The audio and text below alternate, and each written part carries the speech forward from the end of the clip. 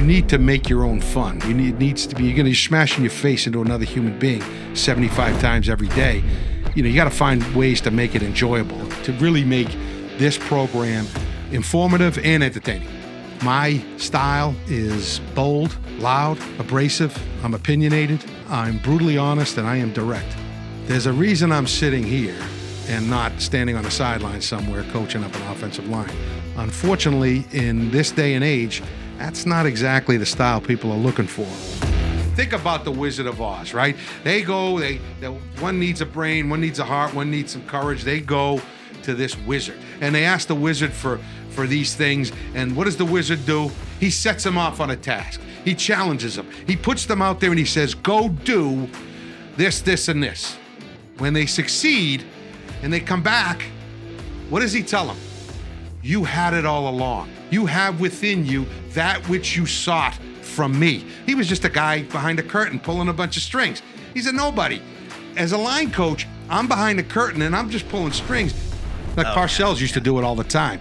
He'd drive up the golf cart during one-on-ones and he'd say, hey, you think I'm paying you $4 million a year to do that?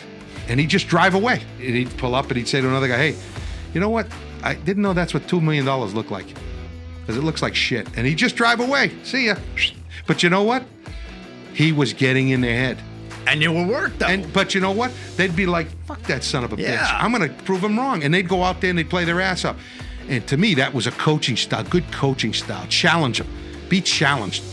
To see a sack and maybe blame a specific lineman because I'm like, oh, he got beat, like you could so clear, but isn't the whole nature of the position, because they're so relying on one another, that it's an entire unit versus individuals? You bring up a great point, and I think this is going to be a recurring theme for us. It's never just one guy. Okay. Never. And I said, hey, I don't know what's so fucking funny. You look like an asshole, and what you're doing here is putting us in jeopardy. We're not going to score. We're going to lose. This is a 4-point swing right here because now we got to kick a field goal because you want to be a clown. After the meeting, the kid came up to me and said, why you got to show me disrespect like that? And I said, you show me disrespect and you show this entire team disrespect by, one, performing like that with your ability and your talent and for as much as they pay you, and two, because you think it's funny. Don't talk to me about disrespect when you showed plenty of disrespect. You get what you give. It's easy to coach great players, and it's easy to get great players to play great, but it's not easy to get great players to play great together. That's what makes great offensive lines really stand out. All I kept saying all week long was Kelly Gregg. And after every play in practice, Kelly Gregg's going to kick your ass. Kelly Gregg's going to get you. Kelly Gregg. At the beginning of the game, we drop back pass, and he sets up Kelly Gregg, and then Richie Incognito comes from the left and knocks the shit out of him, puts him on his ass, and then he goes right at him. They come off, and he's laughing, and I said, what the hell's so funny? And finally, he looked at me and said, why the fuck is this guy keep saying Kelly Gregg to me? And that's the kind of stuff that happens to keep guys motivated and to keep guys focused on the actual task.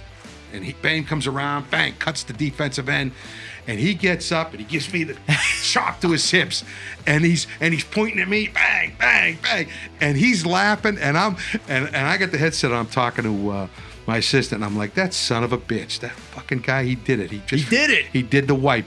These are the types of things that people don't, from the outside, you don't know. I was watching an episode of Kojak last night. He had on a black suit with a three-piece suit with a pink shirt and a red tie. And he looked like $1 million. Epitome of confidence. No cop in the history of being a police officer looked better than Kojak. I'm a man's man. I'm confident. I could say what I got to say. Tom Selleck is a handsome man. Period. Big part of this show and Trench will be the guests with former players and people obviously associated with offensive line, played the position, coached the position. I mean, what's that going to look like? So this program is going to bring to light these individuals, share their stories. I want to talk about the detailed things that nobody wants to talk about. And I want to talk about the real analysis without catchphrases and coaching terms. And these men that we're going to bring on can give great insight to those types of things. I say this to my players everywhere I go. I can't do what you do. I never could and never will be able to. They're unique. They're special. And they have to be reminded of this. And I think this type of forum allows us to highlight these special individuals, give them an opportunity to speak freely on some of the things that made them successful and also what interests them in life. That's what this program's going to be about.